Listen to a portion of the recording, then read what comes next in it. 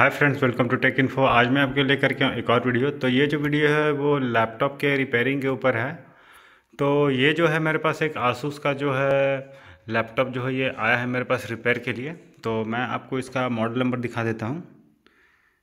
तो ये जो है आपको दिख रहा होगा, इसका मॉडल नंबर X509JB। ठीक है। तो ये जो लैपटॉप है ये मेरे पास रिपेयर के लिए आया था। तो इसमें प्रॉब्लम था कि ये शुरू में ऑन नहीं हो रहा था, फिर इसमें विंडोज़ का प्रॉब्लम था। तो मैंने उसको सॉल्व किया, वो फिर धीरे धीरे इसमें 3-4 प्रॉब्लम निकले। फिर लास्ट में फिर फाइनल होते होते मुझे पता चला कि इस लैपटॉप का जो है ये ग्राफिक्स कार्ड का जो प्रोसेसर एनवीडिया का ये उसमें प्रॉब्लम है। तो ये क्या करता है, ये कभी ऑन होता है, कभी ऑन ये नहीं होता है। तो मैंने इसे बहुत रिपेयर करने का कोशिश किया। इसको मैंने ये प्रोसेसर को मतलब रिवॉल्व भी करवाया, लेकिन तो भी ये लैपटॉप में सेम प्रॉब्लम है। तो फिर फाइनली जब मैं ये सर्विस सेंटर लेके गया था पहले, तो उन्होंने 2-3 दिन लैपटॉप रखा और बोला कि ये जो लैपटॉप है इसमें आपका मदरबोर्ड ख़राब है, तो इसमें आपका मदरबोर्ड को जो है वो रिप्लेस करना पड़ेगा। तो उन्होंने बोला कि इसका मदरबोर्ड जो है लगभग आपका 42,000 रुपया जो है इसमें आपका लग जाएगा। 40 से 42 हज़ार रुपया इसको रिपेयर करवाने में, मतलब इसके मदरबोर्ड रिप्लेस करवाने में आपको लग जाएगा। तो फिर मुझे ये मतलब मुझे शौक मान दिया कि भाई ये मैं लैपटॉप रिपेयर कैसे कराऊँ। ये तो ऑलमोस्ट जितना लैपटॉप का प्राइस है उतना ही इसका रिपेयर का भी प्रॉब्लम, मतलब रिपेयर का भी प्राइस है। तो फिर जैसे कि मैं आपको दिखाता हूँ, तो ये देखिए अभी मैं ये लैपटॉप को ऑन करूँगा। तो देखिए ये लैपटॉप जो है ये ऑन हो जाएगा। देखिए तो अभी ये पूरा नॉर्मल वर्क कर रहा है। बस ये क्या होता है, ऐसे ही मतलब ये चलता चलता ये अचानक से भी ये हैंग कर जाता है या फिर ब्लू स्क्रीन दे करके ये बंद हो जाता है। उसके बाद ये लैपटॉप जो है ये ऑन नहीं होता है। तो ये चलता है, कुछ देर ओवर हीटिंग होने के बाद ये बंद होता है, तो पूरा बंद हो जाता है। मैंने इस लैपटॉप को पर्सनली मतलब खोल के भी इसको मैं साफ़ करके देख चुका हूँ। इसमें मतलब अभी भी कोई भी ऐसा मतलब नई प्रॉब्लम था कि ओवर हीटिंग के कारण ये बंद हो रहा है। तो सर्विस सेंटर वालों ने बोला कि मदरबोर्ड रिप्लेस करना पड़ेगा, मदरबोर्ड का 40 से 42 हज़ार रुपये लमसम खर्च आएगा। तो फिर मैं सोचा कि इसका मदरबोर्ड रिप्लेस भी करा लेता हूँ। फिर लगा कि भाई ये पैसा जो है ये पूरा वेस्ट जा रहा है। और इसका जो स्पेसिफिकेशन मैं आपको दिखा देता हूँ। इसमें जो i5 का है ये 10th जनरेशन है और ये एनवीडिया का इसमें ग्राफिक कार्ड है। तो भाई मैं ये बोलना चाहता हूँ कि अगर मतलब ये लैपटॉप जो भी लैपटॉप है, मतलब जो भी आप लेते हैं, मैं बाकी किसी का ब्रांड के बारे में तो मैं नहीं जानता हूँ, मैंने ये आसूस के साथ फेस किया।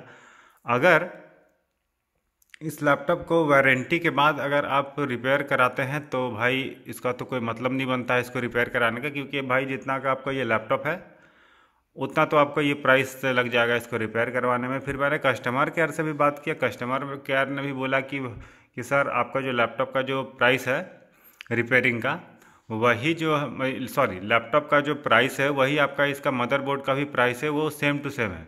मतलब कि इसके डिस्प्ले, कीबोर्ड, टचपैड और बॉडी का कोई रेट ही नहीं है। मतलब जो रेट है इसका मदरबोर्ड का है उसके साथ आपको स्क्रीन, कीबोर्ड और ये जो बॉडी जो है ना वो आपको फ्री में दिया जाता है। ठीक है। तो भाई ये है आफ्टर जो है ये वारंटी के बाद ये ऐसा ऐसा सिचुएशन आपको फेस करने के लिए मिल जाता है। मैं वीडियो में मैं आपको सर्विस सेंटर का जो मैंने उनको मदरबोर्ड रिपेयरिंग के लिए जो सीरियल नंबर भेजा था उनकी तरफ से जो रिप्लाई आया है प्राइस का, मैं आपको स्क्रीनशॉट लगा दूंगा। और साथ में मैंने जो कस्टमर केयर से जो बात किया है तो उन्होंने भी जो बोला है कि सेम प्राइस है। क्योंकि बहुत कोई हो सकते हैं वो बोले कि नहीं ये भाई मतलब ब्रांड का बेइज्जती कर रहा है, चाहे भी जो भी हो। तो मैं प्रूफ के साथ में आपको कॉल रिकॉर्डिंग भी लगा दूंगा, आप सुन सकते हैं कि उसमें मतलब उन्होंने कितना प्राइस ही मतलब बताया है कि सेम ही प्राइस है। पर प्राइस उन्होंने मेंशन नहीं किया, पर बोला कि लैपटॉप का जितना प्राइस है उतना ही आपका मदरबोर्ड का भी प्राइस है।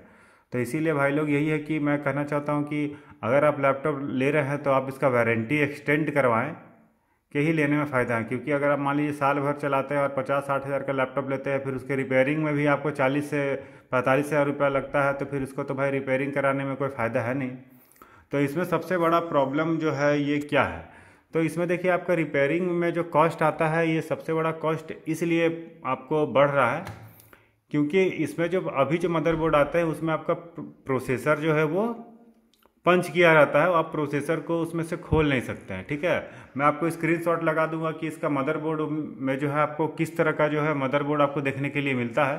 तो प्रोसेसर और 4 GB रैम जो है इसके मदरबोर्ड में इनबिल्ट होते हैं, और जो है आप एक स्लॉट एक्स्ट्रा रहता है।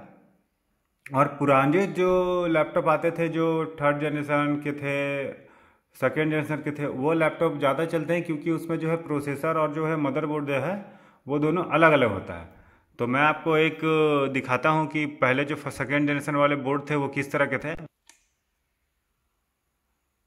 तो देखिए ये जो है आपका बोर्ड जो है ये आपका सेकेंड जनरेशन का बोर्ड है। इंटेल इसमें i5 का सेकेंड जनरेशन लगा हुआ है। तो इसमें तो है आपको, देखिए इसमें रैम जो है मतलब बोर्ड में रैम लगा नहीं आता था उस टाइम। और प्रोसेसर भी देखिए क्या है कि आप प्रोसेसर को जो है आप इसमें से निकाल सकते हैं।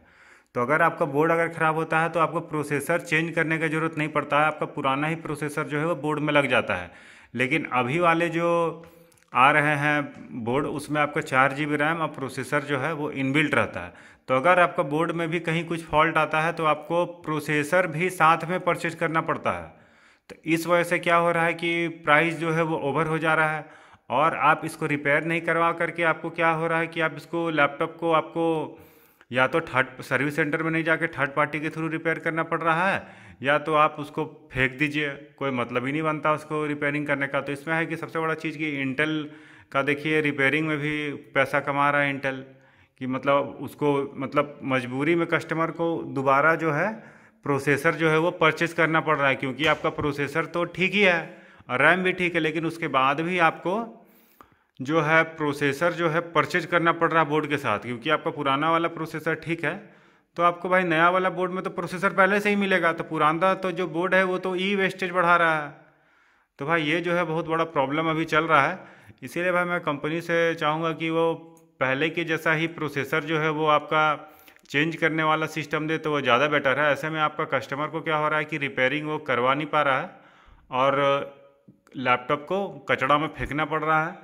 तो भाई जो भी कंपनी वाले अगर वीडियो देख रहे हैं तो भाई वो ज़रूर इस पर ध्यान दें कि पहले की जैसा ही आपका सॉकेट वाला सिस्टम दे, और सिंपल चीज़ें सिर्फ कस्टमर सिर्फ बोर्ड ही रिप्लेस करवाएगा, प्रोसेसर और रैम का उसको ज़रूरत नहीं है। तो ये जो है ये प्रॉब्लम बहुत बड़ा है।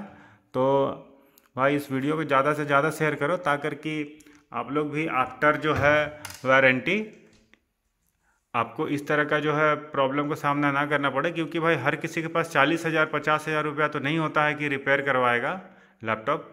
तो भाई सर्विस से मतलब मेरा कंपनी से यही रिक्वेस्ट है कि कृपया इस तरह का जो चीज़ है वो ना ही करें। और टेक्नोलॉजी इंप्रूव कर रहे हैं, ठीक है, कोई दिक्कत नहीं है, लैपटॉप को फास्ट बना रहे हैं, पर इस तरह का तो मतलब नहीं करना चाहिए कि आप लोगों को रिपेयर ही ना करवा पाए लैपटॉप और जा कर के फिर से नया लैपटॉप खरीद ले 40,000 का।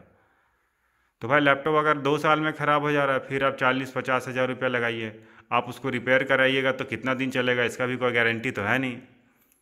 ठीक है फ्रेंड्स, अगर आपको वीडियो पसंद आता है तो वीडियो को लाइक कीजिएगा, शेयर कीजिएगा, चैनल को सब्सक्राइब कीजिएगा। Thanks for watching.